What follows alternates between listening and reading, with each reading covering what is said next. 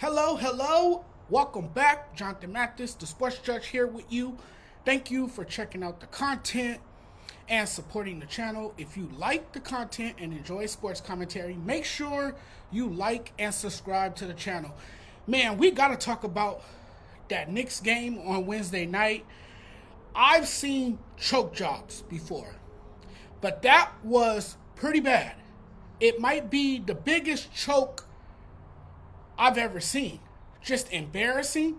I truly believe that the Knicks collapse was not only a historic, but a death sentence for the Knicks. Now, I could be wrong. The series is far from over. But how can you even possibly come back from a devastating loss like that? How is it that it's even possible? How is that even possible? What Knicks fans dealt with on Wednesday night was one of the worst losses in franchise history. Like, was there money involved? Was there some sports betting? I'm trying to diagnose the problem, figure out what went wrong, why this team collapsed the way it did. That was one of the all-time collapses.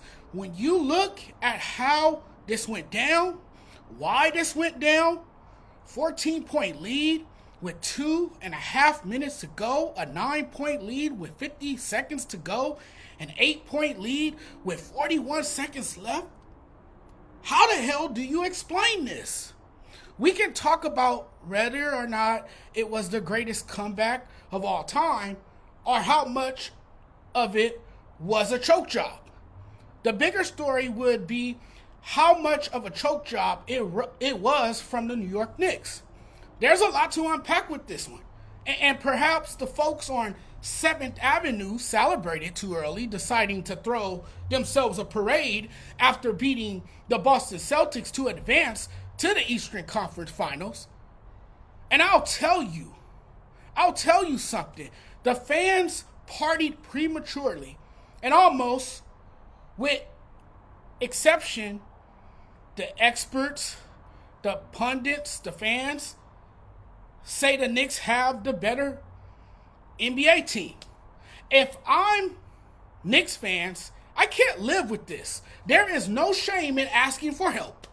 After a sickening loss like that one, I'm sure Knicks fans are struggling with the shock and devastation.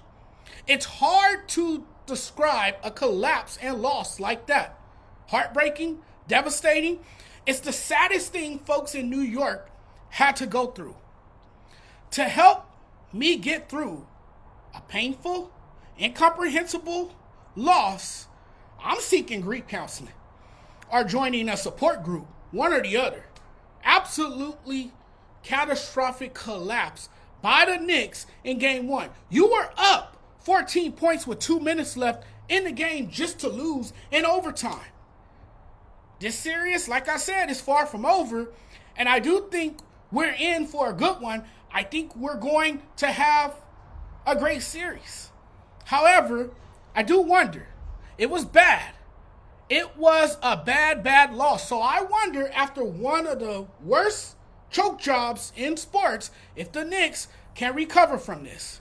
When you blow a large double-digit lead and nearly put them away, sometimes it gets in your head. I'm worried this game is now in the Knicks' head. When this happens to you, it creates trauma for an entire city, the fans, and the team. I'm going to say, based on what we know about the Knicks and going based on their history, struggling through immense amounts of trauma and pain is what being a Knicks fan is all about. You're out of words. You're broken, devastated, dead inside. The lowest of lows. An ache you can't quite explain, I'm assuming, unless you're a Knicks fan. I don't think any Knicks player or fan or Stephen A. Smith, yes, him too, I don't think they've seen this level of humiliation before. It's a different level of pain, for sure. Maybe you can actually accept the loss, but not the humiliation. I don't even know what to say about it. Stunning, stunning. It's like, that is unbelievable what materialized in game one at MSG, the mecca of basketball. I couldn't believe what transpired in what was a wild finish and a heartbreaking loss for the Knicks. Just an all-time pathetic way these Knicks blew a 14-point lead. And listen, there's a lot of things that went wrong. I want to talk about some of them. This take probably won't be very popular, but I would argue that the New York Knicks are slightly overrated in a sense, but because they're America's team, everybody has their eyes on New York as they overlook a team like the Indiana Pacers. The team that everybody loves has done it to themselves. Forget about them beating the Celtics in 6 games. Forget about their fans throwing a party that likely motivated the Indiana Pacers as they took game one in their building. All you have to know is the Knicks' history. And we have, very short memories, because not so much this season, but in prior years, there's no way they're going to end a long championship drought. They never do. They've come this far before in the early 2000s and lost. In the 90s, when they had John Starks and Patrick Ewing, they choked in big games and saw their season come to an end, sadly, in disappointing fashion. Let everybody tell the story. These Knicks, the current team, we've been amazed by after they ruined Boston's back-to-back title plans. They're better than the Pacers in every facet. It's like people forget that this team is famously known for choke jobs. I want to give credit to the Pacers, obviously. They're close to the Knicks talent-wise, but things happened that led up to Indiana winning game one, like the Knicks' disgusting, pathetic meltdown and some mismanagement of the clock and game situation in overtime, and the Pacers took advantage of it. But that was an example of a 4 seed, a pretty underrated roster, by the way, that takes control of a series that the Knicks are favorites to win and now find themselves in a 1-0 hole. It's a great matchup. It's nice the Knicks. It's nice how good the Knicks look on paper. It's nice the Knicks are the better team on paper, and nobody would argue it. But the Pacers have a nice squad too, and are here to compete and have this sense of belief and great deal of confidence that they can beat anybody standing in their way.